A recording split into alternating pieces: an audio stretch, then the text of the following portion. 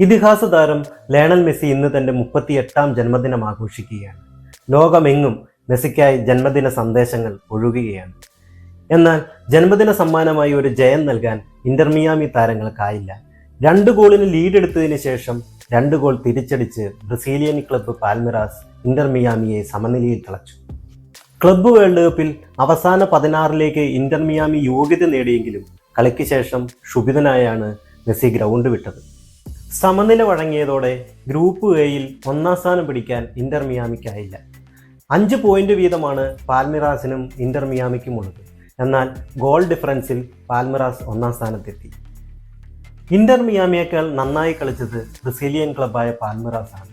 22 ഷോട്ടുകളും 7 on target ഷോട്ടുകളും പാൽമിറാസിൽ നിന്ന് വന്നു. 8 ഷോട്ടുകളാണ് Inter Miami ഉതിർത്തത്. 16ാം മിനിറ്റിൽ അലൻഡെ ഇന്റർ മിയാമിയെ മുന്നിലെത്തിച്ചു.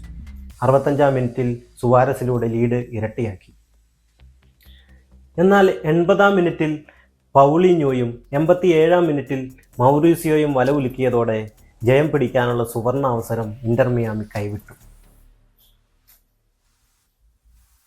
7 മിനിറ്റിനുള്ളിൽ 2 ഗോൾ വഴങ്ങിയതിൽ മെസ്സി തീർത്തും അതൃപ്തനായിരുന്നു. കളിക്ക് ശേഷം പാൽമിറാസ് താരവുമായി ജേഴ്സി കൈമാറിയതിന് ശേഷം ടീമിൻ്റെ പ്രകടനത്തിൽ താൻ തൃപ്തനല്ല എന്ന് വ്യക്തമാക്കി ഡ്രസ്സിംഗ് റൂമിലേക്ക് മടങ്ങി. ഈ സമയം കമൻട്രി ബോക്സിൽ നിന്ന് വന്ന വാക്കുകൾ ഇങ്ങനെയാണ്: ദേഷ്യത്തോടെയാണ് മെസ്സി പോയത്.